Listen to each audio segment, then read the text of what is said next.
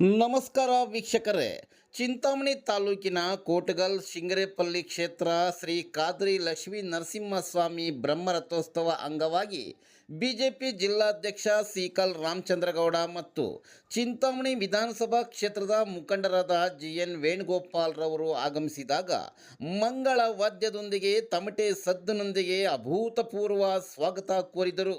ಇಬ್ಬರು ಮುಖಂಡರು ಸ್ವಾಮಿಗೆ ವಿಶೇಷ ಪೂಜೆ ಸಲ್ಲಿಸಿದರು. ದೇವಾಲಯದ ವತಿಯಿಂದ ಅರ್ಚಕರು ಬೃಹತ್ ಹಾರ ಹಾಕಿ ಶಾಲು ಹೊದಿಸಿ ಫಲಪುಷ್ಪ ತಾಂಬೂಲ ನೀಡಿ ತೀರ್ಥಪ್ರಸಾದ ವಿನಿಯೋಗ ಮಾಡಿದರು. ಇದೇ ಸಂದರ್ಭದಲ್ಲಿ ಎನ್ಡಿಎ ಮುಖಂಡರಾದ ಪಾಲೇಪಲ್ಲಿ ಶಿವಾರೆಡ್ಡಿರವರಿಗೂ ಸನ್ಮಾನಿಸಲಾಯಿತು. ಸುದ್ದಿಗಾರರೊಂದಿಗೆ ಮಾತನಾಡಿದ ಜಿಲ್ಲಾಧ್ಯಕ್ಷ ಸೀಕಲ್ ರಾಮಚಂದ್ರಗೌಡ ಮತ್ತು ಜಿಎನ್ ವೇಣುಗೋಪಾಲ್ ರವರು, ಸಕಾಲಕ್ಕೆ ಮಳೆ ಬೆಳೆ ಆಗಲಿ, ಎಲ್ಲ ರೈತಾಪಿ ವರ್ಗದವರಿಗೆ ಮತ್ತು ಪರೀಕ್ಷೆ ಬರೆಯುತ್ತಿರುವ ವಿದ್ಯಾರ್ಥಿಗಳಿಗೆ ಒಳ್ಳೆಯದಾಗಲಿ ಎಂದು ತಿಳಿಸಿದರು. ಈ ಸಂದರ್ಭದಲ್ಲಿ ಸ್ಥಳೀಯ ಮುಖಂಡರಾದ ಕೋಟಗಲ್ ಪ್ರದೀಪ್ ಸ್ವಾಮಿ ಸೇರಿದಂತೆ ಎನ್ಡಿಎ ಮುಖಂಡರು, ಕಾರ್ಯಕರ್ತರು ಉಪಸ್ಥಿತರಿದ್ದರು.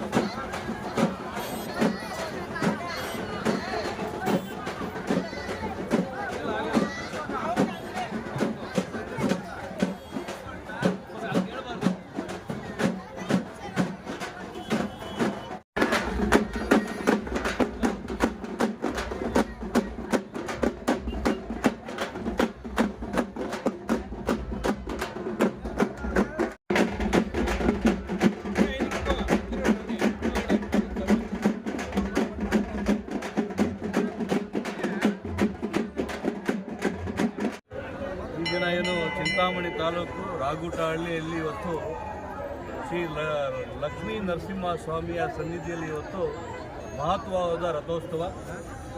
ಯುಗಾದಿ ಬರ್ತಾ ಇದೆ, ಹೊಸ ವರ್ಷ ಎಲ್ಲ ಚಿಗುರ್ತಾ ಇರ್ತಕ್ಕಂಥ ಕಾಲದಲ್ಲಿ ಮುಂಬರುವ ದಿನಗಳಲ್ಲಿ ಒಳ್ಳೆ ಮಳೆ ಬೆಳೆ ರೈತರಿಗೆಲ್ಲ ಒಳ್ಳೆಯದಾಗಬೇಕು.